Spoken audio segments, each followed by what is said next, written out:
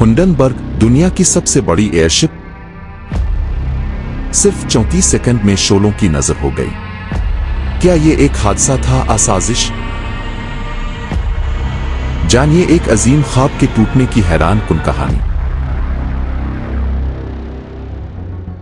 Hindenburg airship, जो अपनी तर्ज का दुनिया का सबसे बड़ा हवाई जहाज था, एक जमाने में नाजी जर्मनी की शान और जदीद टेक्नोलॉजी की मेराज समझा जाता था।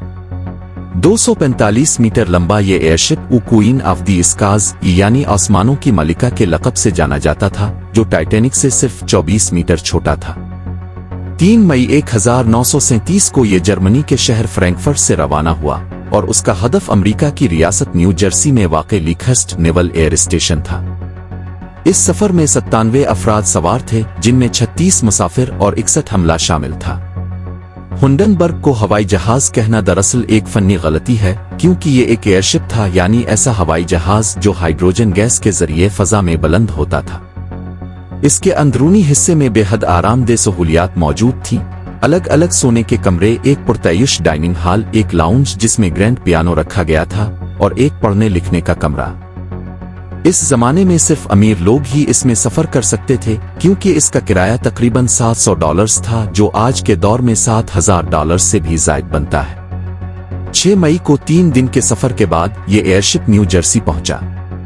जैसे ही ये लैंडिंग के लिए नीचे आया, अचानक एक जोरदार धमाका हुआ और एयरशिप को आग ने घेर लिया। सिर्फ 34 सेकंड्स के अंदर ये एयरशिप मुकम्मल तौर पर तबाह हो गया। चूंकि इस दिन की लैंडिंग की वीडियो बनाई जा रही थी, इसलिए दुनिया ने ये सानिहा बराह रास्त आबाद में फिल्म की सूरत में देखा, जिसने सबको हिलाकर रख दिया। इस हादसे में 36 अफराद अपनी जान से गए।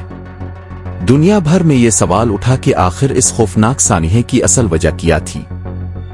हिंडनबर्ग हादसे की तहकीकात के दौरान कई नजरियात सामने आए, जिनमें सबसे पहला और मशहूर नजरिया तखरीबकारी का था, जिसके मुताबिक मुमकिन है कि ये एयरशिप किसी मुखालिफ गिरोह मलिक ने नाजी जर्मनी की तौहीन के लिए तबाह किया हो। यहाँ तक कि कुछ अफराद का दावा था कि खुद हिटलर ने यह हमला करवाया, क्योंकि एयरशिप बनाने वाली कंपनी के सरबराह हुगो इकिन्नर नाजी पॉलिसियों के खिले नाक़िद थे।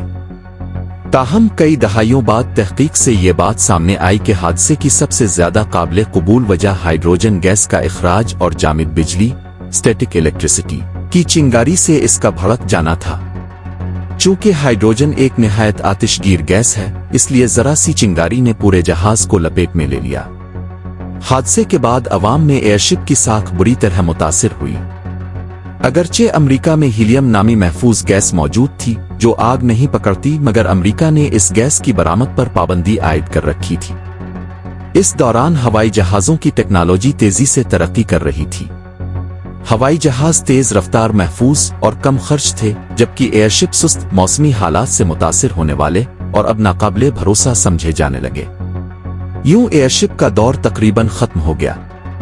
लेकिन आजकल जब दुनिया माहौलियाती आलूदगी और कार्बन के इखराज से परेशान है, तो ऐसे में एयरशिप दोबारा तवज्जो हासिल कर रहे हैं। 2017 में बरतानिया की कंपनी हाइब्रिड एयर व्हीकल्स ने एयरलैंडर डस्ट नामी एक जदीद एयरशिप की आजमाइशी परवाज की, जो हीलियम गैस से चलती है, कम शोर पैदा करती है और हवाई जहाजों की निस्बत 90% कम कार्बन खारिज करती है। अगर ये टेक्नोलॉजी कामयाब हो गई तो 2030 के बाद तिजारती परवाजों में एयरशिप एक बार फिर नजर आ सकते हैं। ये न सिर्फ माहौल दोस्त होंगे, बल्कि एक बार फिर इंसानों को आसमान में सुकून और आसाइश का तजर्बा फराहम करेंगे।